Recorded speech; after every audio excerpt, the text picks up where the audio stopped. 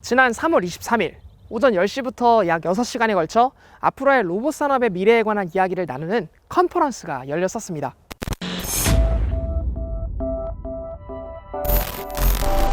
과거로부터 로봇은 인간이 물리적으로 이해하기 힘든 일들을 이행해 왔습니다. 2021년 2월 18일 불과 얼마 전 착륙한 화성 탐사 로버 퍼서비어런스호처럼 극한의 환경 속에서 우리의 지적 호기심을 채워주는 용도로도 사용되었지만 일본의 후쿠시마 원전과 같은 극한의 사고 환경을 수습하는 용도로도 이 로봇은 아주 요긴하게 이용될 수 있었습니다. 물론 아직까지는 너무나 강력한 방사선 때문에 그걸 이겨내는 데는 큰 어려움을 겪고 있지만 말이죠. 그런데 사실 이렇게 멀리 갈 필요도 없이 코로나 범유행으로 바이러스의 확산을 막고자 대부분의 시스템이 비대면, 비접촉으로 점철되고 있는 요즘 같은 시기에 바로 이 로봇을 잘만 활용한다면 코로나 확산은 억제하면서 다양한 일들을 인간을 대신해서 이행할 수 있도록 만들 수 있을 것이라고 전문가들은 보고 있죠. 이번 컨퍼런스는 이러한 배경 아래 폭발적인 성장 가능성을 갖춘 로봇 산업의 대항해 시대에 관한 내용들로 구성되었습니다. 이런 귀중한 자리에서 논의된 내용을 여러분들과 나누고자 이렇게 영상을 만들게 되었죠. 첫 번째 세션으로는 코로나19 이후의 사회 전망과 로봇의 미래라는 주제로 하와이 주립대학교 미래연구센터에서 미래학을 전공하신 짐 네이트 교수님께서 열어주셨습니다. 교수님께서는 크게 두 가지 주제로 세션을 열어주셨는데요. 하나는 코로나 사태 이후 인간이 어떻게 공동체를 이룰 것인지, 그리고 환경에 관해서는 어떠한 정책을 펼쳐나갈지에 관한 내용들로, 다음으로는 그러한 상황과 환경 속에서 로봇이 차지하게 될 위치에 대해서 논해 주셨습니다. 우리가 즐겁게 즐기는 스포츠들 중 하나인 야구. 별일이 없다면 야구는 보통 9회까지 경기가 진행되는 스포츠입니다. 하지만 9회가 되었음에도 불구하고 서로의 승패가 결정나지 않았다면 계속해서 연장 경기를 진행하게 되는 게 야구이기도 하죠. 이 야구만큼이나 흔하게 우리가 즐기고 있는 농구나 축구에서처럼 철저하게 시간에 구속되어 있는 경기들과는 이 야구는 좀 다른 특성을 보여주는 것 같습니다. 이처럼 많은 사람들은 코로나19가 마치 농구나 축구처럼 정복될 수 있는 시간이 정해져 있다고들 생각하는 것처럼 보인다고 이 교수님은 언급하고 있습니다. 그리고는 의학 전문가들의 예측 등과 같은 발표를 기대한다고 하셨죠. 그러나 사실 코로나19는 여전히 언제 종식될지에 관한 이 전문가들의 합의조차도 아직 제대로 이루어지지 못한 그러한 상황의 질병이라고 이야기하십니다. 우리가 가을철에 겪는 독감처럼 해마다 반복되는 전염병의 하나가 될 수 있다는 사실도 지적했습니다. 코로나19와의 기나긴 경기 속에서 인류는 이 지긋지긋한 바이러스와의 연장전을 준비해야 한다고 이야기하십니다. 새로운 것들이 일상이 된, 즉 뉴노멀의 형태가 지속될 것이며 예상치 못한 새로운 일상이 우리의 삶이 될지도 모를 노릇이라는 것이죠. 어떤 현상이 지속될 것인지, 그리고 어떤 현상이 사라질 것인지, 그리고 어떤 새로운 현상이 등장할 것인지, 이러한 것들을 알면 이 불투명한 미래에 대해 미리 대비할 수 있지 않을까요? 하지만 지난 50년 동안 미래학에 대한 연구를 진행한 교수님께서는 강한 어조로 이렇게 이야기하셨습니다. Now, I've been involved in future studies for over 50 years, and I can tell you without hesitation that no one can predict the future. No one can say for certain what will happen over the next years, near or distant, with confidence and accuracy. To repeat, no responsible futurist pretends to predict the future. 미래는 함부로 예측할 수 없다.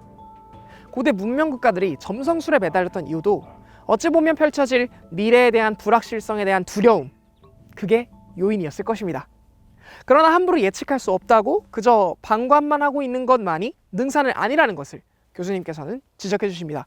제대로 교육받은 미래학자는 몇 가지의 대안적인 미래를 제시함으로써 불확실성을 일부 통제하는 방법에 대한 조언이 가능하며, 이를 통해 결정권자들은 알지 못하는 불확실성을 어느 정도 극복할 수 있다고 이야기해 주시죠. 이어 교수님께서는 미래학자로서 인류에게 닥칠 여러 상황들에 관한 제시와 이것을 통해 교수님께서 통찰하고 있는 미래상을 보여줌으로써 과연 인간이 만들어낸 이 로봇이라는 대상의 존재론적 의미, 그리고 로봇의 AI 개발과 강인공지능 개발은 필요한 것인지에 관한 고찰 등 여러 이야기들을 나눠주심으로써 첫 번째 세션을 마무리해 주셨습니다. 다음으로는 매사추세츠 공과대학, 우리가 더 잘 알고 있는 이름은 MIT죠. MIT 기계공학과의 김상배 교수님께서 로봇 대항해 시대라는 이름의 주제로 여러 이야기들을 나눠주셨습니다. 로봇 대항해 시대라는 제목으로 제가 오늘 발표할 내용은 4차 산업혁명과 관련해서 이 미래 로봇에 어떤 분야가 있는지, 어떤 챌린지가 있는지, 더 나아가서 앞으로 우리가 앞서 나가기 위해서 미래의 전략을 어떻게 세워야 되는지에 대한 내용을 발표해드리겠습니다. 먼저 교수님께서는 로봇이란 무엇인가에 대해 이 4차 산업혁명 속에서의 로봇이란 지능, 정보, 동력을 활용해 사람이 가지고 있는 능력을 연장해주는 아주 현명하고 똑똑한 도구라고 정의해 주셨습니다. 3차 산업혁명, 즉 ICT 혁명 이후 인류가 풍요롭게 누린 정보라는 형태의 서비스에서 도래한 4차 산업혁명 이후부터는 실제 세상 속에서의 물리적 형태의 서비스, 예를 들면 드론 배달이나 자율주행 등 우리의 삶 속에서 만나볼 수 있는 진짜 물리적인 형태로서의 서비스를 인류가 영위할 수 있을 것이라고 말씀해 주셨죠. 그러나 로봇이 오늘날에도 여러 공장 등에서 정교하게 자신의 일을 수행하고 있다고 하더라도 우리가 할 수 있는 이 간단한 일, 예를 들면 물건을 드는 일조차도 아직까지는 힘들어한다는 것이 사실이라고 교수님께서는 말씀해 주십니다.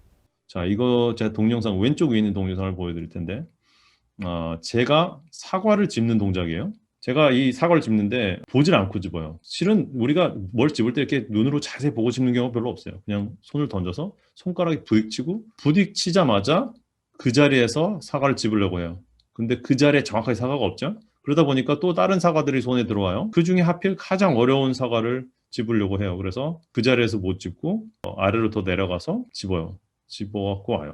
이거를 우리가 머신러닝을 한다든지 뭐 최적화를 하시는 분들의 입장에서 보면은 굉장히 최적화되어 있지 않은 알고리즘이라고 말할 수 있죠. 우리의 지능이 굉장히 멍청하다고 볼 수도 있어요. 근데 정말 대단한 거는 이 사과를 하나 짚는 동작에서도 이 모든 의사결정들이 0.5초도 안 돼서 일어난다는 거죠. 이 사람은 그 상황에 따라서 굉장히 많은 판단을 하고 충분히 좋은 결정을 내려요. 굉장히 복잡다단한 일을 굉장히 쉽게 간단하게 해요. 피넛버터를 빵에 바르는 예 같은 경우에도 그렇죠. 이게 딱 어떤 위치, 야 여기서 이렇게 가 이렇게 왔다 갔다 한다고 이게 일이 이루어지는 것이 아니죠. 정말 힘을 느껴야 되고 눈으로 보고 이게 버터가 어떻게 발라졌는지 보고 힘 조절도 해야 되고 이 빵도 느껴야 되고 빵을 잘 잡고 있기도 해야 되고 유리창 닫는 것도 마찬가지고요. 여러분 설거지라는 것이 얼마나 복잡한 일인지 슬로우 모션을 보기 전까지는 알 수가 없어요. 슬로우 모션을 보면은 정말 어마어마한 일들이 벌어집니다. 이게 손이 이것을 만약에 로봇으로 제어를 하려고 그러면 어떻게 될지 감도 오질 않아요. 사람같이 정말 똑똑한 지능을 가진 물리적인 서비스를 할 수 있는 로봇을 개발하고 싶은데 우리가 왜 못해왔는지 여태까지 그것에 대해서 오늘 좀 얘기를 하고 싶어요. 지금 보신 이 4가지 예시는 우리 일상에서는 정말 아무렇지도 않게 할 수 있는 아주 쉬운 일들의 나열 같아 보이지만 이것을 막상 로봇에게 구현하는 일은 대단히 어려운 일이라고 교수님께서는 이번 컨퍼런스에서 지적하시면서 우리가 이런 것들을 할 수 있을 만큼 똑똑한 로봇을 그동안 왜 못 만들었는지에 대해서 소개해 주셨습니다. 이 오른쪽에 보이는 이제 동물이죠. 동물들은 막 이렇게 쾅쾅쾅 부딪히고 뛰어다녀요. 그거에 비해서 우리가 여태까지 공장용으로 만든 기계들은 빠르지도 않고 충격 흡수를 하지 못해요. 좋은 지능이 들어와 있다 하더라도 이런 하드웨어를 가지고는 이제 동물처럼 움직이는 건 거의 불가능한 거죠. 이 로봇들은 굉장히 공장 로봇과 다르게 생겼고 막 걸어 다니잖아요. 사람처럼 걸어 다니지만 이 안에 있는 기술들은 실은 공장용 기술이 그대로 들어가 있어요. 공장용 로봇들은 굉장히 정밀한 동작만 잘 하면은 일이 이루어지는 목적인 거죠. 공장은 그렇게 짜져 있고. 그렇지만 공장용 로봇은 실은 이렇게 로봇들이 다 바닥에 붙어 있죠. 그래서 우선 균형을 잡을 필요도 없어요. 바닥에 붙어 있고 이미 이 자동차 이렇게 프레임 오면은 자동차에 어디에 가서 용접을 해야 되는지 위치가 이미 다 정해져 있어요. 그렇지만 로봇이 이제 공장을 벗어나서 우리 사회에서 어떤 물리적인 서비스를 하기 위해서는 우선 돌아다녀야 돼요. 우선 돌아다니기 시작하면은 균형을 잡아야 되고 이렇게 정확한 위치에 대한 정보도 주어져 있잖아요. 카메라를 보면서 그때그때 판단을 해야 돼요. 그러면은 정밀한 위치 제어도 중요하지만 그것보다 힘 조절도 굉장히 중요해요. 그렇기 때문에 이 딱딱한 프레임, 즉 로봇이 가진 프레임의 조건부터 개선해야만, 그리고 고정된 로봇이 아닌 균형과 압력을 잘 느끼고 주변 상황에 빠르게 대처할 수 있는 능력을 얻어야만 그것이 우리가 이야기하는 서비스형 로봇이 될 수 있을 것이라고 교수님께서는 이야기해 주시면서 이러한 점에 포커스를 맞춰 제작된 로봇 MIT 치타스를 소개해 주셨습니다. 2010년부터 여태까지 만든 로봇들을 보여드릴 텐데요. 이게 이제 치타2예요. 최초로 로봇이 3차원에서 이제 밸런스를 좀 균형을 잡으면서 뛸 수 있는 로봇이에요. 여태까지도 아직까지도 이게 제가 만든 로봇 중에 가장 빠른 로봇이에요. 이거는 치타3인데 여기서부터는 이제 소프트웨어 인저가 굉장히 개발이 되고 로봇이 좀 더 다양한 일을 할 수 있게 디자인이 바뀌고 속도는 좀 줄이면서 계단을 보지 않고 이렇게 카메라가 보고 걸어 올라가는 것이 아니라 그냥 느끼면서 올라가는 거예요. 이거를 굉장히 단순하게 볼 수 있지만 굉장히 복잡한 알고리즘들이 들어가 있기 때문에 로봇이 넘어지지 않는 거예요. 이 균형을 잡는다라는 것만 해도 굉장히 어려운 일이고 공장의 로봇처럼 그냥 위치 제어하는 로봇이 아니라 이렇게 힘을 느끼고 충격 흡수도 하고 이렇게 쿡 밀어도 이제 유연하게 대처할 수 있는 하드웨어가 개발이 되고 그런 소프트웨어가 개발이 된 거죠. 미래의 제가 생각하는 로봇상은 인간의 능력을 연장해주는 스마트한 툴, 똑똑한 도구라고 제가 잠깐 말씀드렸죠. 그래서 그런 차원에 있어서 원격 조종 로봇을 저희가 개발을 하고 있어요. 우리가 이런 물리적인 서비스에 대한 이해를 판단을 잘하고 여러분들이 모두 이 힘을 합쳐서 이런 기술을 개발한다면은 고령화 사회에서 정말 우리가 믿고 쓸 수 있는 로봇들이 개발될 것이라 믿습니다. 그래서 이것은 제가 볼 때는 편리를 위한 기술이 아니에요. 우리 사회가 살아남기 위한 정말 필수 불가결한 기술이라고 생각해요. 부족함을 도와주고 우리의 능력을 연장해 줄 수 있는 그런 스마트한 툴들을 만드는 것이 제 꿈입니다. 전기 동력을 이용해 스스로 밸런스를 맞추며 탄력 있게 뛰어가는 치타를 시작으로 원격 조종 로봇 등 인간 친화적인 로봇들, 즉 도구로서 사용할 수 있는 로봇의 가능성을 소개해 주시면서 도래할 미래의 로봇에게 필요한 능력과 소재들이 무엇인지 등을 알 수 있게 만들어주는 귀중한 세션이었습니다. 다음으로 카이스트 전기전자공학부 기계지능연구단의 고경철 연구교수님께서 로봇 그리고 AI 기술이 어디로 나아갈지에 관한 트렌드를 이야기해 주시는 세션이 이어졌습니다.